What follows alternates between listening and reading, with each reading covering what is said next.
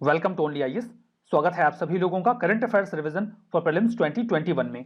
Internal security के current affairs के revision का ये हमारा 5वां लेक्चर है। आज के इस सेशन में हम जनवरी महीने के इंटरनल सिक्योरिटी के करंट अफेयर्स को रिवाइज करेंगे। इस पूरे सेशन की जो पीडीएफ है वो आपको ओनली आईएएस की वेबसाइट पर अवेलेबल मिलेगी। उसके लिए आपको वेबसाइट के डाउनलोड सेक्शन में जाना होगा। किसी भी अदर पीडीएफ को अवेल करने के लिए आपको ओनली आईएएस के टेलीग्राम चैनल को ज्वाइन करना होता है। तो चलिए शुरुआत करते हैं। इस सेशन का फर्स्ट इंपॉर्टेंट आर्टिकल आकाश मिसाइल के बारे में है। यूनियन कैबिनेट ने, जिसके चेयरपर्सन प्राइम मिनिस्टर रहे, उन्होंने अभी आकाश मिसाइल सिस्टम के एक्सपोर्ट को अप्रूव कर दिया है। मतलब हम दूसरे देशों को आकाश मिसाइल सिस्टम बेच सकते हैं और ये प्रोसेस तेजी से हो, ऐसे एक्सपोर्ट को आसानी से क्लियरेंस मिल जाए, इसके लिए एक हाई लेवल कमेटी को फॉर्म करने की बात भी कही गई। तो ये आकाश मिसाइल है क्या, बात कर लेते हैं। ये इंडिजीनियसली डेवलप्ड है, मतलब भारत ने इसे खुद ही तैयार किया है। Short range surface to air missile है, मतलब जमीन पर से हवा में मार की जा सकती है आकाश मिसाइल के माध्यम से। अब यहाँ पर जो, अगर आप याद रखना चाहें कि ये सरफेस टू एयर है, सरफेस टू सरफेस है, तो आकाश है तो मतलब एयर तो होगा, इतना तो स्पष्ट है। आप ऐसे देखिए कि आप सरफेस पे खड़े होकर आकाश की ओर देख रहे हैं, तो इससे आपको याद रह जाएगा कि सरफेस टू एयर मिसाइल है। डेवलप ऑब्वियसली डीआरडीओ ने किया होगा, defence research and development organisation ने इसे डेवलप किया है। इसकी स्पेसिफिकेशन क्या है? ये 25 किलोमीटर तक की रेंज में मार कर सकता है और इस दौरान ये 18 किलोमीटर की ऊंचाई तक भी जा सकता है। एक बार में ये मल्टीपल टारगेट्स को हिट कर सकता है। इसे एयरफोर्स में इंडक्ट कर दिया गया था 2014 में और इंडियन नेवी इसे इस्तेमाल करना शुरू कर चुकी है 2015 के बाद से ही। तो बढ़िया मिसाइल सिस्टम हमारे पास है जिसे हम दूसरे देशों को भी बेच सकते हैं। हमारा जो लास्ट आर्टिकल है वो डेटा ऑन पुलिस ऑर्गेनाइजेशन के बारे में है। पुलिस ऑर्गेनाइजेशन के बारे में डेटा, इस डेटा को पब्लिक किया गया बीपीआरडी के द्वारा। बीपीआरडी का फुल फॉर्म है bureau of police research and development. BPRD है क्या? बीपीआरडी को बनाया गया था ताकि पुलिस का मॉडर्नाइजेशन किया जा सके, उसका बढ़िया से डेवलपमेंट हो। तो वो अक्सर रिसर्चेस वगैरह करते रहते हैं, एनालिसिस करते रहते हैं। अभी जो एनालिसिस आया उसमें क्या निकल के आया? एनालिसिस में ये निकल के आया कि बैकवर्ड क्लास, दलित्स और ट्राइबल्स, ये इंडिया की पॉपुलेशन का 67% है, लेकिन इनका रिप्रेजेंटेशन पुलिस फोर्सेस में केवल 51% है, यानी कि कंपैरेटिवली कम है। शेड्यूल ट्राइब की बात करें तो एक अच्छी बात देखने को मिल रही है। शेड्यूल ट्राइब की जो पॉपुलेशन है वो इंडिया में वो महज 8.6% है, लेकिन इनका रिप्रेजेंटेशन पुलिस फोर्सेस में 12% है, जो कि कंपैरेटिवली बढ़िया है और ये बहुत ही अच्छी बात है। दलित की पॉपुलेशन सभी पोजीशन में 14% है, लेकिन यहां पर देखिए, ठीक है, इनकी जो पुलिस में पोजीशन है वो 14% है, जबकि सेंसस के हिसाब से इनकी पॉपुलेशन 16.6% है, मतलब थोड़ी सी कम है। अदर बैकवर्ड क्लासेस की कंडीशन खराब है। इनका जो टोटल पॉपुलेशन है, शेयर है पॉपुलेशन में 41% है, लेकिन पुलिस फोर्सेस में इनका शेयर महज 25% है। महिलाओं के रिप्रेजेंटेशन को हम ऐसे देखते हैं कि कितनी महिलाओं पर एक महिला पुलिस है, तो 3026 महिलाओं पर एक महिला पुलिस है, मतलब काफी लो है ये पूरा जो सिनेरियो है। रिपोर्ट के मुताबिक यहां पर एक पुलिस कितनी पॉपुलेशन को कवर करता है, तो 511.81% पे एक पुलिस ऑफिसर है और 3.9 पुलिसमैन एक वीआईपी के लिए लगे हुए हैं, लगभग 4 पुलिस ऑफिसर्स। बिहार की कंडीशन सबसे खराब है, वहां पर 867.57% पर एक पुलिसमैन है। तो ये पूरा डेटा एनालिसिस हमारे सामने आया है। कुछ बात कर लेते हैं बीपीआरडी के बारे में। 1970 में इसे स्टैब्लिश किया गया था पुलिस फोर्सेस को मॉडर्नाइज करने के लिए। होम मिनिस्ट्री के तहत ये काम करते हैं। जब ये बने तो इन्होंने police research and advisory council को रिप्लेस किया, जो कि 1966 में बनाया गया था। पर्पज यही है कि स्टडी करें, रिसर्च करें, कैसे पुलिस फोर्सेस को डेवलप किया जाए। नेशनल पुलिस मिशन चलाया गया था 2008 में, ये इन्हीं मतलब बीपीआरडी के तहत ही चलाया गया था कि ये उसमें अच्छी तरीके से पुलिस के सिस्टम को बेहतर करें। इनका हेडक्वार्टर न्यू दिल्ली में है। आर्टिकल लेजर डेजलर्स के बारे में है। अभी हाल ही में भारत इलेक्ट्रॉनिक्स लिमिटेड ने एक कॉन्ट्रैक्ट साइन किया है इंडियन नेवी के साथ कि वो 20 लेजर डेजलर्स सप्लाई करेंगे इंडियन नेवी को। लेजर का full form light amplification by stimulated emission of radiation होता है। अब डेजलिंग का मतलब होता है बहुत ज्यादा चमक पैदा कर देना। लेजर लाइट की मदद से हम बहुत ज्यादा चमक पैदा करेंगे, ये कुछ ऐसा इक्विपमेंट होगा। तो इसका उपयोग किस प्रकार से होगा, ये है क्या चीज? देखिए, एक नॉन लीथल मेथड है किसी भी व्हीकल को, बोट को, एयरक्राफ्ट को या फिर ड्रोन को, पायरेट्स को वार्न करने के लिए कि आप यहां पर मत आइए या आप गलत तरीके से इस टेरिटरी में आ गए हैं। इसका इस्तेमाल या इस लेजर का इस्तेमाल जान से मारने के लिए नहीं किया जाएगा। अब यहां पर देखिए, इस लेज़र का इस्तेमाल करके हम सामने वाले को सरप्राइज कर सकते हैं कि वो डिटेक्ट हो चुका है। और अब कई बार अगर उसे कोई इंसान चला रहा है तो इतनी ज़्यादा चमक पैदा की जा सकती है, अगर वो ऑर्डर्स को एक्सेप्ट ना कर रहा हो, इस बात को एक्सेप्ट ना कर रहा हो कि वो गलत टेरिटरी में आ गया है, तो उसकी कुछ समय के लिए जो एबिलिटी है उस व्हीकल को चलाने की वो कम हो जाएगी, खत्म हो जाएगी। इससे डिसोरिएंट हो सकता है वो व्यक्ति, कंफ्यूज हो सकता है और कुछ समय के लिए ब्लाइंड भी हो सकता है। अचानक से आपके मुंह पे टॉर्च जला दी जाए तो कुछ समय के लिए सब कुछ काला काला हो जाता है। बिल्कुल वैसे ही ये लेजर भी वर्क करेगा। ये एयरक्राफ्ट को या फिर यूएवीज को डिस्ट्रैक्ट कर सकता है। ये पोर्टेबल है, मतलब इसे एक जगह से दूसरी जगह आसानी से ले जाया जा सकता है। शोल्डर ऑपरेटेड है, कंधे पर भी आप इसे ऑपरेट कर सकते हैं। शॉक रेजिस्टेंट है, मतलब टफ टेरेन में भी आसानी से इस्तेमाल किया जा सकता है। इस पूरी टेक्नोलॉजी को डेवलप किया गया है डीआरडीओ के द्वारा। ये इंडिजिनियसली डिजाइन भी किया गया है, डेवलप भी किया गया है। फॉर द फर्स्ट टाइम हमारी आर्म फोर्सेस अब इसका इस्तेमाल करेंगी सामने वाले को वार्न करने के लिए। अब जो हमारा दूसरा आर्टिकल है वो links U2 fire control system के बारे में है। इस आर्टिकल पर हम आगे बढ़ें उसके पहले मैं क्लैरिफिकेशन देना चाहूंगा। यहाँ पे फायर का मतलब आग नहीं है, मतलब ये कैसा कोई ऐसा सिस्टम नहीं है जिससे हम आग को कंट्रोल करने वाले हैं। गन से जो हम शूट करते हैं उसे भी कहा जाता है गन फायर करना। तो गन से जो फायरिंग की जाती है उस फायर को कंट्रोल करने का ये सिस्टम है। कोई कंफ्यूजन ना हो नाम से, इसलिए इस चीज का क्लैरिफिकेशन रिक्वायर्ड था। तो कॉन्टेक्स्ट ये है कि मिनिस्ट्री ऑफ डिफेंस ने अभी हाल ही में एक कॉन्ट्रैक्ट साइन किया है अगेन बेल के साथ ही, यानी कि भारत इलेक्ट्रॉनिक्स लिमिटेड के साथ। जो हमारा पहला आर्टिकल था डैजलर्स के बारे में, वो भी बेल के कॉन्ट्रैक्ट के से ही जुड़ा हुआ था। तो यहाँ पर ये कॉन्ट्रैक्ट भी बेल के साथ ही है, भारत इलेक्ट्रॉनिक्स लिमिटेड के साथ, कि वो 10 links U2 fire control system जो इंडियन नेवी की फ्रंट लाइन वॉरशिप्स हैं उनको प्रोवाइड करवाएंगे। अब लिंक सिस्टम जो है इसे पूरी तरीके से इंडिया में ही डिजाइन और डेवलप किया गया है। इस लिहाज से ये हमारा जो आत्मनिर्भर भारत का विजन है उसे पूरा भी करता है। लेकिन ये है क्या, links U2 fire control system क्या है? देखिए, जो वॉरशिप्स वगैरह होती हैं उनमें सामने कुछ गन्स इंस्टॉल की जाती हैं प्रोटेक्शन के लिए या फिर अटैक के लिए इन केस ऑफ इमरजेंसी।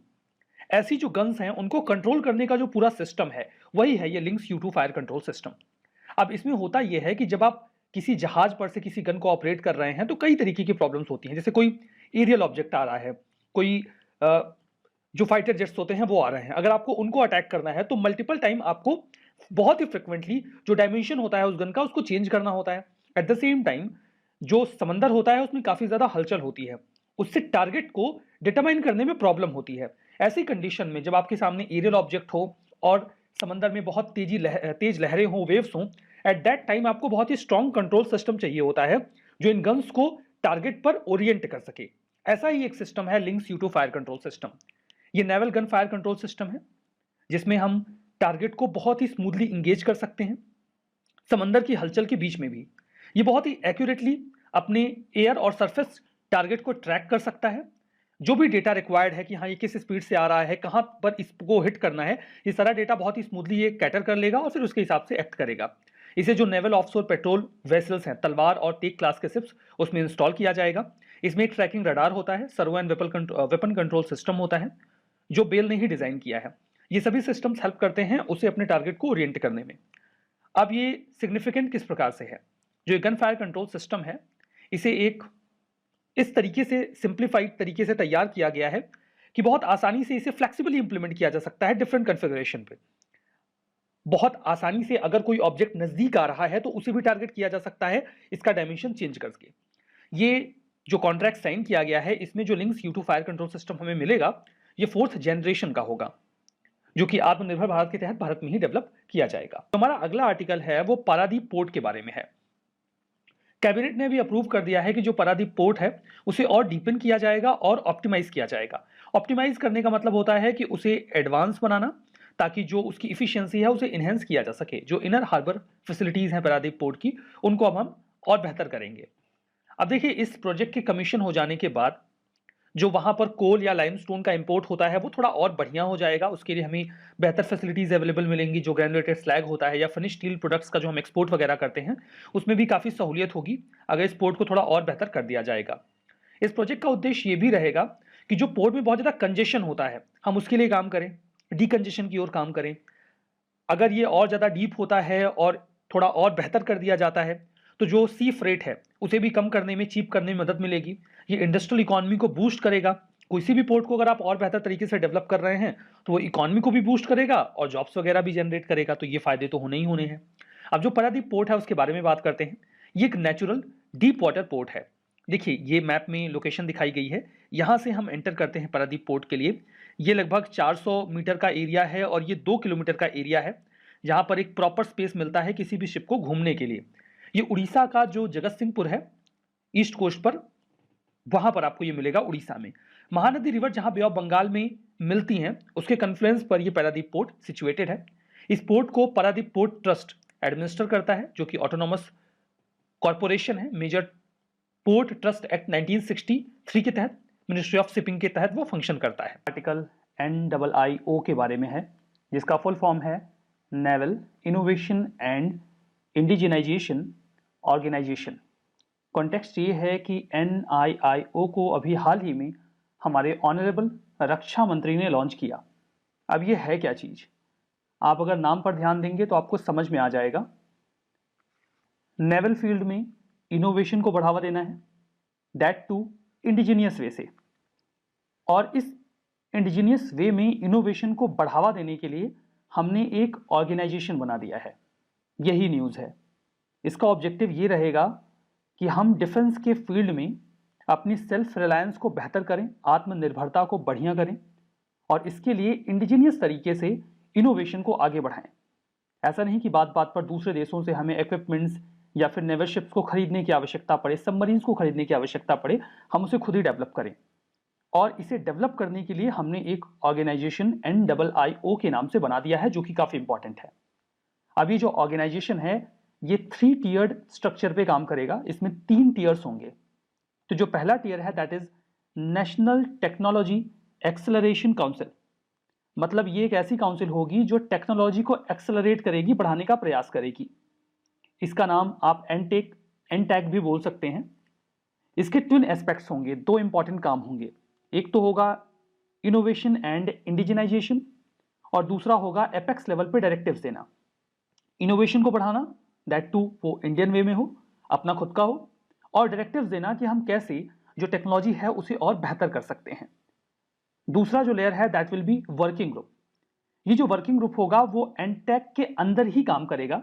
इसका काम होगा कि जो भी प्रोजेक्ट्स वगैरह तैयार किए गए हैं, जिन पर बातचीत हुई है, ये उसे इंप्लीमेंट करें। डायरेक्टिव तो ये पहली बॉडी दे देगी, लेकिन उसे इंप्लीमेंट करने का काम इस वर्किंग ग्रुप के पास होगा। और तीसरा होगा TDAC, यानी कि टेक्नोलॉजी डेवलपमेंट एक्सेलरेशन सेल।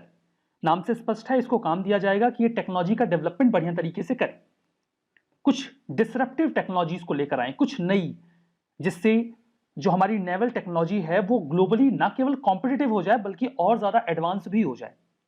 तो NIIO के फंक्शंस पर अभी काफी क्लैरिटी मिल गई है। टेक्नोलॉजी को एनहेंस करने के साथ साथ जो इंडियन एकेडेमिया है और इंडस्ट्री है, ये उसके साथ कोऑपरेट भी करेंगे अपने इन सभी ऑब्जेक्टिव्स को लेकर। आई होप इस नए ऑर्गेनाइजेशन के बारे में अब आपको बढ़िया से समझ में आ गया। अगला आर्टिकल सी विजिल 21 के बारे में है। सी का मतलब समंदर और विजिल का मतलब विजिलेंस, यानी कि देखरेख करना।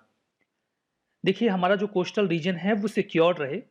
2008 में जो मुंबई में अटैक किया गया था वो समंदर के रास्ते से ही किया गया था, इसीलिए जो कोस्टल लाइन है उसको लेकर अभी हम काफ़ी कंसर्न रहते हैं और उसकी देखरेख अच्छे से होती है। तो कोस्टल डिफेंस एक्सरसाइज है जो कि 2 साल में एक बार होती है, उसका 2nd एडिशन अभी स्टार्ट किया गया, जिसका नाम सी विजिल 21 रखा गया। 7516 किलोमीटर की जो कोस्ट लाइन है उसके आसपास का जो एक्सक्लूसिव इकोनॉमिक जोन है उस पूरे एरिया को इस एक्सरसाइज में कवर किया जाता है। इंडियन नेवी के साथ साथ 13 और जो कोस्टल स्टेट्स हैं, यूनियन टेरिटरीज हैं, फिशिंग एंड कोस्टल कम्युनिटीज हैं और जो अदर मैरीटाइम स्टेक होल्डर्स हैं, वो सभी इसमें पार्टिसिपेट करते हैं ताकि कोऑर्डिनेशन स्टैब्लिश कर सकें। इसे कंडक्ट और फैसिलिटेट किया जाता है ministry of defence, home affairs, shipping, petroleum and natural gas, fisheries, custom, state government और बाकी की जो अन्य एजेंसीज हैं सेंट्रल स्टेट की, वो भी इसमें इन्वॉल्व रहती हैं। मतलब कई सारी एंटिटीज मिलकर इस पूरी एक्सरसाइज को कंडक्ट करती हैं। ऑब्जेक्टिव यही है कि लार्जर पर्पस हमें सर्व करना है, समंदर के रास्ते होने वाले किसी भी सिक्योरिटी थ्रेट के लिए खुद को तैयार रखना है, अपना रियलिस्टिक असेसमेंट करना है कि हम कितने बेहतर हैं, हमारी क्या कमजोरियां हैं और क्या स्ट्रेंथ हैं, अपनी कोस्टल लाइन को सिक्योर करने को लेकर 26/11 का जो अटैक हुआ था वो सी रूट से हुआ था, उसके बाद से हम ज़्यादा मुस्तैद हैं। ये जो एक्सरसाइज है ये एक्चुअली में एक तैयारी होती है ट्रॉपेक्स के लिए। TROPEX theatre level readiness operational exercise, जो कि इंडियन नेवी हर 2 साल में एक बार करती है। जो ट्रॉपेक्स है और सी विजिल ये दोनों मिलकर हमारा जो मैरीटाइम सिक्योरिटी चैलेंजेस हैं उनको लेकर इंडिया की सिक्योरिटी को चेक करते हैं और उसके लिए खुद को और बेहतर तरीके से तैयार करते हैं, पीस टाइम के लिए भी और कॉन्फ्लिक्ट के समय के लिए भी। आर्टिकल LCA तेजस के बारे में है। कॉन्टेक्स्ट क्या है? कैबिनेट ने अभी एक प्रोक्योरमेंट को अप्रूवल दे दिया है। किस चीज का प्रोक्योरमेंट? 73 LCA तेजस MK-1A फाइटर एयरक्राफ्ट्स का। एट द सेम टाइम जब ये 73 LCA तेजस का प्रोक्योरमेंट होगा तो 10 और तेजस खरीदे जाएंगे। वो होंगे LCA तेजस मैक 1 ट्रेनर एयरक्राफ्ट। अब इन दोनों के बीच में अंतर क्या है हम इसे समझेंगे, लेकिन उसके पहले आपको यह समझना है कि एक बहुत ही बड़ी रक्षा खरीद है जो कि एक इंडियन कंपनी से ही की जा रही है, तो ये आत्मनिर्भर भारत को बढ़ावा देगा। इसे खरीदा जाएगा गवर्नमेंट ऑफ इंडिया के द्वारा हिंदुस्तान एरोनॉटिक्स लिमिटेड से। अब यहां पर LCA का मतलब क्या है? LCA का मतलब है लाइट कॉम्बैट एयरक्राफ्ट, ऐसा एयरक्राफ्ट जो हल्का हो और लड़ाई लड़ सकता हो। तो तेजस एक single engine 4th generation multi role light fighter aircraft है जिसे डिजाइन किया गया है एरोनॉटिकल डेवलपमेंट एजेंसी के द्वारा हिंदुस्तान एरोनॉटिक्स लिमिटेड के साथ मिलकर इसे डेवलप किया जा रहा था इंडियन एयरफोर्स और इंडियन नेवी के लिए। अब यहां पर ये जो मैक 1A है ये एक्चुअली में मैक 1 का ही एडवांस वर्जन है। अब यहां पर हम 73 LCA मैक 1A ले रहे हैं, at the same time 10 LCA Mk 1 trainer aircraft ले रहे हैं। ट्रेनर एयरक्राफ्ट का इस्तेमाल किया जाता है जो हमारे पायलट हैं उन्हें युद्ध के लिए तैयार करने के लिए। अब देखिए वैसे जो तेजस होता है वो सिंगल सीटर होता है, एक पायलट जो उसे चला रहा है, लेकिन जो ट्रेनर एयरक्राफ्ट होता है उसमें 2 सीट्स होती हैं। इसमें एक इंस्ट्रक्टर होता है जो समझाता है कि आपको कैसे ऑपरेट करना है और कैसे जो भी हथियार है उनका इस्तेमाल करना है, लड़ाई में कैसे फ्लो में जाना है। ठीक है, ये सारी चीजें ट्रेन करने के लिए भी ऐसे एयरक्राफ्ट की आवश्यकता पड़ती है जिसमें इंस्ट्रक्टर को बैठाना भी जरूरी होता है, तो उसके लिए भी 10 हम खरीद रहे हैं। ये MiG-21 फाइटर प्लेन्स को रिप्लेस करेगा जो कि काफी पुराने हो चुके हैं और अब आउटडेटेड हो रहे हैं। तेजस मैक 1A की बात करें तो ये वही LCA मैक 1 का एडवांस वर्जन है। फीचर्स में लाइट है, छोटा है, टेललेस है, पूछ नहीं है पीछे, मल्टी रोल है, कई तरीके के फंक्शंस परफॉर्म कर सकता है, सुपरसोनिक है यानी कि लाइट की स्पीड से तेज ट्रेवल कर सकता है। इसकी जो स्पीड है वो 1.8 मैक है। 1 मैक का मतलब होता है लाइट की स्पीड। ये air to air, air to surface और बहुत ही प्रिसिशन के साथ जो इसके पास गाइडेड वेपन्स हैं उनका इस्तेमाल करके हमला कर सकता है। हवा में ही इसमें रिफ्यूलिंग भी की जा सकती है, अगर फ्यूल खत्म हो जाए तो एक एयरक्राफ्ट दूसरे को फ्यूल दे सकता है। जो मैक्सिमम पेलोड कैपेसिटी है जिसमें हथियार वगैरह भी इंस्टॉल किए जाते हैं वो 4000 kg है और ये 3000 किलोमीटर के रेंज में जो भी हमारी रक्षा की जरूरतें हैं उनको पूरा कर सकता है। सिग्निफिकेंस की बात करें तो ये पहली बार है कि बाई कैटेगरी में प्रोक्योरमेंट किया जा रहा है, मतलब इंडियन कंपनी के द्वारा ही इसे इंडिजिनियसली डिजाइन किया गया, डेवलप किया गया और मैन्युफैक्चर भी किया गया। इसमें जो इंडिजिनियस कंटेंट है वो 50% तक इस्तेमाल हुआ है। धीमे धीमे जब ये जो हमारी इंडियन नेवी है या एयरफोर्स है उनको दिया जाएगा तब तक 60% जो इंडिजिनियस कंटेंट है उसका इस्तेमाल होने लगेगा। ठीक है, अगला आर्टिकल है वो 9mm मशीन पिस्टल के बारे में है। इसे इंडिजिनियसली तैयार किया गया है DRDO के द्वारा इंडियन आर्मी के साथ मिलकर और ये हमारी पहली मशीन पिस्टल है। मशीन गन के कंपैरिजन में इसका जो रेंज होता है वो कम होता है। ये 100 मीटर की रेंज में फायर कर सकता है। यहां पर आपको बार बार ट्रिगर दबाने की आवश्यकता नहीं पड़ती, ये ऑटोमेटिक शूटिंग करता रहता है। इसका नाम जो अस्मी रखा गया है इसका मतलब प्राइड, सेल्फ रेस्पेक्ट या हार्डवर्क होता है। 9mm की जो बुलेट्स होती हैं वो उसको फायर कर सकता है। अगर बुलेट्स ना हो, मैगजीन ना हो तो इसका वेट महज 2 kg से भी कम होता है। मैगजीन्स को लोड करने के बाद जो इसका वेट होता है वो लगभग 3 kg से थोड़ा ज्यादा हो जाता है। 3D प्रिंटिंग प्रोसेस का भी इस्तेमाल किया गया है कई सारे कंपोनेंट्स को बनाने के लिए, लाइक जो इसका ट्रिगर है उसको बनाने के लिए मेटल 3D प्रिंटिंग का इस्तेमाल किया गया है जो मशीन सीधा प्रिंट कर देती है उस पार्टिकुलर कंपोनेंट को। 100 मीटर की रेंज है, काफी ज्यादा पोटेंशियल है, कई तरीके से इसका इस्तेमाल हो सकता है। फ्रंट लाइन में तो इस्तेमाल नहीं करेंगे, वहां पर तो जो AK-47 यूज होता है वही होगा, but second line of defence में इसका इस्तेमाल हो सकता है जहां पर commanders, tank aircraft crews, drivers, dispatch riders, radio radar operators, ये सब इसका इस्तेमाल या काउंटर टेररिज्म में, इंसर्जेंसी में इसका यूज हम कर सकते हैं। सिग्निफिकेंस इसलिए है क्योंकि ये इंडिया के सेल्फ रिलायंस को पोर्ट्रे करता है और हम इसका इस्तेमाल पैरामिलिट्री फोर्सेस में या स्टेट की जो पुलिस वगैरह है वहां पर भी कर सकते हैं। हमारा अगला आर्टिकल रक्षिता के बारे में है। डीआरडीओ ने अभी हैंड ओवर किया रक्षिता को सीआरपीएफ को। रक्षिता नाम से स्पष्ट है ये रक्षा करेगा। अगर कोई दुर्घटना हो जाए तो ये एक इमरजेंसी ट्रांसपोर्ट व्हीकल की तरह इस्तेमाल किया जा सकेगा। इसे डेवलप किया गया है institute of nuclear medicine and allied sciences के द्वारा। ये एक कस्टमाइज्ड व्हीकल है। एक तरीके से कह सकते हैं कि बाइक को एम्बुलेंस बना दिया गया है। और बाइक को एम्बुलेंस बनाने के लिए क्या क्या किया गया है यहां आप इस इमेज में देख सकते हैं कि एक व्यक्ति को बाइक पर पीछे अगर वो घायल हो तो बहुत ही रिलैक्सिंग मोड में लिटाया जा सकता है और उसे हॉस्पिटल तक ले जाया जा सकता है। इसमें एक पूरा सेटअप तैयार किया गया है जिसमें एक व्यक्ति को लिटाया जा सकता है, हेड इमोबिलाइजर होगा, सिर हिलेगा नहीं, सेफ्टी हार्नेस जैकेट होगा, पैरों को और हाथों को अच्छी तरीके से सेफली उस पर सेट किया जा सकेगा, पैर का जो एरिया है उसे एडजस्ट कर सकते हैं, साइकोलॉजिकल पैरामीटर्स को मेजर करने वाला इक्विपमेंट भी होगा, मॉनिटरिंग कैपेबिलिटी भी होगी और ड्राइवर के लिए वार्निंग सिस्टम भी होगा कि जो पेशेंट है उसकी हालत कैसी है। सिग्निफिकेंस ये है कि it will be a kind of bike ambulance, bike पर एम्बुलेंस है। ये कई सारे जगहों पर फायदेमंद साबित होगा इंडियन सिक्योरिटी फोर्सेस के लिए। इमरजेंसी में लाइफ सेविंग एड की तरह काम करेगा। कई बार सोल्जर्स घायल हो जाते हैं, रास्ता या तो सकरा होता है या ऐसा नहीं होता कि एम्बुलेंस को आसानी से लाया जा सके। एक तो मुश्किल होती है, ऊपर से समय बहुत लगता है। ऐसे एरियाज में ये रक्षिता जो बाइक एम्बुलेंस है वो बहुत ही कारगर साबित होगा हमारे सिक्योरिटी फोर्सेस के लिहाज से। उनके लिए एक रक्षक की तरह काम करेगा। अगला आर्टिकल है वो डेजर्ट नाइट 21 के बारे में है। इंडिया और फ्रांस के बीच में ये एक एक्सरसाइज, बायलैटरल एयर एक्सरसाइज अभी कंडक्ट की गई डेजर्ट नाइट 21 नेम से। इसमें राफेल ने पार्टिसिपेट किया। ये इंडियन एयरफोर्स और French air and space force के बीच में कंडक्ट की जाती है। काफी इंपॉर्टेंट एक्सरसाइज है। इससे इंडिया और फ्रांस का जो एंगेजमेंट है, कोऑपरेशन है, वो काफी बढ़िया हो जाता है। तो काफी ब्रीफ इंफॉर्मेशन है क्योंकि बहुत इन डेप्थ तो जाकर यूपीएससी एक्सरसाइज वगैरह पे क्वेश्चंस नहीं पूछती। मे भी आपसे मैच करने को कह दिया जाए कि ये एक्सरसाइज किसके किसके बीच में हो रही है। हमारा अगला आर्टिकल है वो S-400 ट्रम्फ मिसाइल के बारे में है। इंडियन मिलिट्री स्पेशलिस्ट को ट्रेन किया जाएगा ताकि हम S-400 long range air defence system जो रशिया से परचेज कर रहे हैं उसे अच्छी तरीके से इस्तेमाल कर सकें। S-400 ट्रम्फ दुनिया का most advance air defence system है। हमारे ऊपर कोई मिसाइल से, एयरक्राफ्ट से हमला करे तो हम उसे बीच में ही नष्ट कर सकते हैं। ये एक mobile surface to air missile system है, मतलब इसे व्हीकल से एक जगह से दूसरी जगह ले जाया जा सकता है, जिसे रशिया ने डिजाइन किया है।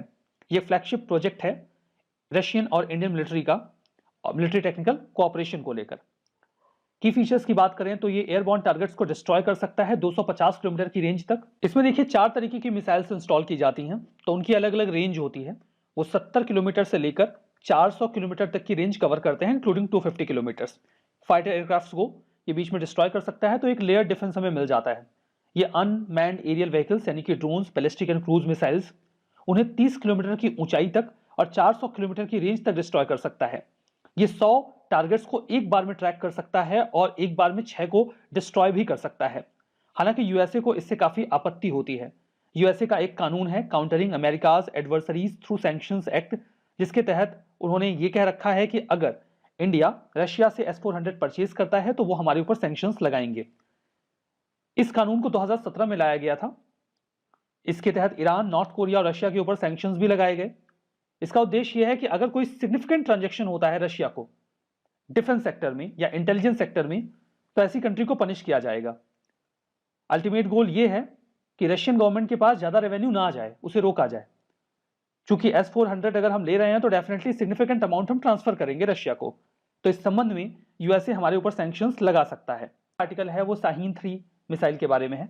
हाल ही में पाकिस्तान ने सक्सेसफुली टेस्ट फायर किया है शाहीन 3 मिसाइल को। अब ये इंपॉर्टेंट है क्योंकि ये उनकी काफी हाई रेंज वाली मिसाइल है, न्यूक्लियर कैपेबल है, surface to surface ballistic missile है, जिसकी जो रेंज है वो 2750 किलोमीटर की है। तो अगर हमारे पड़ोसी देश के पास ऐसा कोई हथियार है तो डेफिनेटली हमें जानकारी होनी चाहिए। देखिए, इस शाहीन 3 मिसाइल का जो डेवलपमेंट है इसे सन 2000 में पाकिस्तान ने शुरू किया था हमारे अग्नि 3 मिसाइल के रिस्पॉन्स में, ताकि वो हमारे साथ कंपीट कर सकें।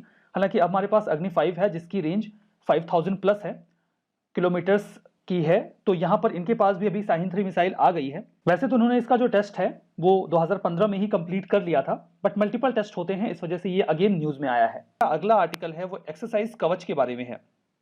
ये एक ज्वाइंट मिलिट्री एक्सरसाइज है। किन दो देशों के बीच में? नहीं, किसी देश के बीच में नहीं होती ये हमारी जो अलग अलग सिक्योरिटी एजेंसीज हैं या सिक्योरिटी विंग्स हैं उनके बीच की ही एक एक्सरसाइज है, जिसमें Indian army, Indian navy, Indian air force और इंडियन कोस्ट गार्ड ये इन्वॉल्व होते हैं। इस पूरी एक्सरसाइज को कंडक्ट किया जाता है अंडमान एंड निकोबार कमांड के द्वारा। अब देखिए, ये जो अंडमान एंड निकोबार कमांड है ये एकमात्र हमारे देश की ज्वाइंट फोर्सेस कमांड है। कई बार मांग चलती है कि हमारे पास और भी ज्वाइंट फोर्सेस कमांड होनी चाहिए, मतलब एक ऐसी कमांड जिसके एम्बिट में एयरफोर्स, नेवी और आर्मी तीनों आते हों, क्योंकि कई बार हमें वॉर में कोऑर्डिनेशन की रिक्वायरमेंट होती है और तीनों जो विंग्स हैं अगर वो इंडिपेंडेंट वे में काम करती हैं तो कोऑर्डिनेशन में थोड़ी बहुत समस्या होती है। खैर, right now Andaman and Nicobar command है जो ज्वाइंट फोर्स कमांड है, तो उसने ही इस पूरे एक्सरसाइज कवच को कंडक्ट करवाया है। अब इसका ऑब्जेक्टिव बिल्कुल क्लियर आपको समझ में आ ही गया होगा, ताकि जो वॉर फाइटिंग कैपेबिलिटीज हैं इन तीनों विंग्स की उसे थोड़ा और बेहतर किया जा सके, स्टैंडर्ड ऑपरेटिंग प्रोसीजर्स तैयार किए जा सकें कि अगर हम थ्रेट की कंडीशन में होंगे, प्रॉब्लम होगी तो कैसे डील करेंगे। मल्टी डोमेन में अगर हम ऑफेंसिव सिचुएशन डील कर रहे हैं या खुद को डिफेंड कर रहे हैं या हमला कर रहे हैं सामने वाले के ऊपर, तो हम थोड़ा कोऑर्डिनेटेड वे में प्रिपेयर रहें। अंडमान सी और बे ऑफ बंगाल में हम अपनी कैपेबिलिटीज को और इनहेंस करें। सिंपल सी बात है कि जो भी हमारे पास रिसोर्सेस हैं हम उनका सिनर्जाइज्ड वे में इस्तेमाल कर सकें, अच्छे तरीके से सर्विलांस कर सकें। एयर और मैरीटाइम स्ट्राइक्स अगर हमें एक साथ करनी हो तो ये एजेंसीज आपस में कोऑर्डिनेट कर सकें। एयर डिफेंस, सबमरीन या फिर लैंडिंग ऑपरेशंस, इन सब में प्रॉपर कोऑर्डिनेशन बना रहे सभी विंग्स ऑफ जो सिक्योरिटीज हैं उनके बीच में। दैट्स वाई ये एक्सरसाइज कवच कंडक्ट किया गया। कल हमारा स्मार्ट एंटी एयरफील्ड वेपन मतलब कि 100 से रिलेटेड है। हाल फिलहाल में ये न्यूज़ में इसलिए रहा क्योंकि यहाँ पर ये जो ब्लू कलर की आप फाइटर जेट देख रहे हैं जिसको हॉक आई बोलते हैं, हॉक आई जो है वो हिंदुस्तान एरोनॉटिक्स लिमिटेड ने बनाया है। इनके ऊपर यहाँ पर एक वेपन सिस्टम लगाया गया जिसका नाम है स्मार्ट एंटी एयरफील्ड वेपन 100 जिसको बोल रहे हैं। आप इसको यहाँ पर देख सकते हैं। इसकी कुछ खासियत है और इसी की टेस्टिंग कंडक्ट की गई, कैप्टिव और रिलीज ट्रायल्स लिए गए डीआरडीओ के द्वारा, इसीलिए ये न्यूज़ में है। तो ये सक्सेसफुल रहा। सबसे पहले ये समझना जरूरी है कि ये दूसरे मिसाइल सिस्टम से अलग कैसे है। देखो, इस वर्ड को हम तोड़ते हैं। स्मार्ट मतलब आप सबको समझ में आ रहा होगा कि कुछ गाइडेड होगा, प्रिसीशन गाइडेड होगा, मतलब जहां पर टारगेट को हम लॉक करके उसको ध्वस्त करने की बात कर रहे होंगे वो अच्छे तरीके से ट्रैक कर सकता होगा। एंटी एयरफील्ड का क्या मतलब होता है? एयरफील्ड मतलब बेसिक अगर डिक्शनरी वाले लैंग्वेज की बात करते हैं तो एयरफील्ड उसको बोलते हैं जहां पर एयरक्राफ्ट से रिलेटेड बहुत सारी चीज़ें होती हैं। फॉर एग्जांपल, एनिमी का रनवे हो सकता है या फिर बंकर्स हो सकते हैं। ऐसे बहुत सारी चीज़ें हैं जो कि एयरफील्ड के अंदर आती है। एंटी एयरफील्ड का क्या मतलब है कि इन्हीं रनवेज, बंकर्स, इन सबको ध्वस्त करना, और इसके लिए एक वेपन बनाया गया है। ठीक है, अब यहाँ पर क्वेश्चन ये आता है कि इसके नाम के आगे मिसाइल क्यों नहीं ऐड किया गया? क्योंकि देखो, मिसाइल में हमेशा एक बात होती है, उसमें अपना खुद का प्रोपल्शन सिस्टम होता है, लेकिन यहाँ पर ऐसा कोई प्रोपल्शन सिस्टम नहीं है, इसीलिए उसको इस तरीके के फाइटर जेट्स में प्लेस किया जाएगा। फाइटर जेट जितनी स्पीड से उड़ रहा होगा उसकी वही स्पीड को ये भी एक्वायर करेगा और उस हिसाब से हम टारगेट को एक्वायर कर सकते हैं। मतलब इसके पास खुद का प्रोपल्शन सिस्टम नहीं है, लेकिन फिर भी फाइटर जेट के स्पीड को यूज करते हुए ये किसी भी एयरफील्ड को ध्वस्त करने की कैपेसिटी रखता है। तो अब यहाँ पर फायदा हुआ ना। अब चूंकि जो मिसाइल हम यूज करते थे उसमें प्रोपल्सन सिस्टम बनाना पड़ता था, अब यहाँ पर तो प्रोपल्सन सिस्टम बनाना नहीं पड़ रहा है। एक तो ये सस्ता पड़ा, साथ ही साथ प्रोपल्सन सिस्टम में लगने वाला जो फ्यूल होता होगा वो भी इसमें नहीं लगेगा। तो अपना पूरा का पूरा वेपन हल्का हो गया, लाइट वेटेड हो गया। मतलब कॉस्ट भी सस्ती है, लाइट वेटेड भी है और बढ़िया तरीके से एयरफील्ड वाली जगहों को ध्वस्त भी कर रहा है। तो और क्या चाहिए, सब विन विन सिचुएशन है। इंडिजीनियसली बिल्ड है ये। इसको हैदराबाद में जो डीआरडीओ का रिसर्च सेंटर इमारत है, आरसीआई, वहां पर बनाया गया है। और इसकी हिस्ट्री देखी जाए तो अभी ऐसा नहीं है कि तुरंत डीआरडीओ ने बना दिया इसको। 2012-13 से ही इस पर काम शुरू हो गया था। उसके बाद ये एक प्रकार का ग्लाइड बॉम्ब बोल सकते हो, मतलब एक ऐसा वेपन है जो कि एक बॉम्ब कैटेगरी में रख सकते हैं ना, वहां पर जाके विस्फोट ही तो करना है, सबको ध्वस्त कर देना है। फीचर्स की बात करें तो ये 125 केजी का स्मार्ट वेपन क्या करेगा कि जितने भी ग्राउंड पर टारगेट मिलेंगे, ऊपर से मान लो ये हॉक उड़ते हुए आ रहा है, यहाँ पर कुछ लगा हुआ है, तो ये नीचे आके यहाँ पर बस विस्फोट कर देगा। तो ये जितने भी एयरफील्ड, जैसे कि मान लो रडार्स हैं, बंकर्स हैं, टैक्सी ट्रैक हो सकते हैं, रनवेज हो सकते हैं, जो भी है, रेंज ऑफ 100 किलोमीटर्स, 100 किलोमीटर की रेंज में जो भी कुछ आएगा उसको ध्वस्त करने की कैपेसिटी ये रखता है। ठीक है, तो ये कुछ फीचर्स हैं जिसके बारे में आपको पता होना चाहिए। इसी से मिलता जुलता ऐसा ही काम करने वाला एक मिसाइल भी है हमारे पास जिसका नाम है रुद्रम। रुद्रम भी अपने आप में पहला indigenously build air to surface missile है जिसके अंदर एंटी रेडिएशन का भी फैसिलिटी या फिर इसके अंदर ये भी खासियत हो सकती है। अब यहाँ पर एंटी रेडिएशन का क्या मतलब है कि मान लो कोई भी रडार है, वो इनको डिटेक्ट नहीं कर पाएंगे। ठीक है, इसको जिस हिसाब से हम 100 को हॉक आई में लगा रहे थे, इसी तरीके से ये जो रुद्रम है उसको हम लोगों ने सुखोई MK1 फाइटर एयरक्राफ्ट में लगाया हुआ है। इसका भी मोर और लेस काम वही है कि हम लोग एडवर्सरी के रडार को, मतलब कि जो भी दुश्मन देश है उसके रडार को न्यूट्रलाइज कर दें। एक तो हमें डिटेक्ट नहीं कर पाएंगे हम इसको, अगर ये रुद्रम ट्रैवल कर रहा होगा ना तो नहीं कर पाएंगे। और ये भी एंटी एयरफील्ड है, मतलब कि surface, sorry air to surface है, तो इसका मतलब है कि ऊपर से इस फाइटर एयरक्राफ्ट से जमीन पर आके ये भी विस्फोट कर सकता है, लेकिन ये गाइडेड होगा क्योंकि ये अपने आप में मिसाइल है। तो आपको समझ में आना चाहिए कि वेपन और मिसाइल के बीच में क्या डिफरेंस होता है। तो आज के इस सेशन में बस इतना ही। Thank you very much.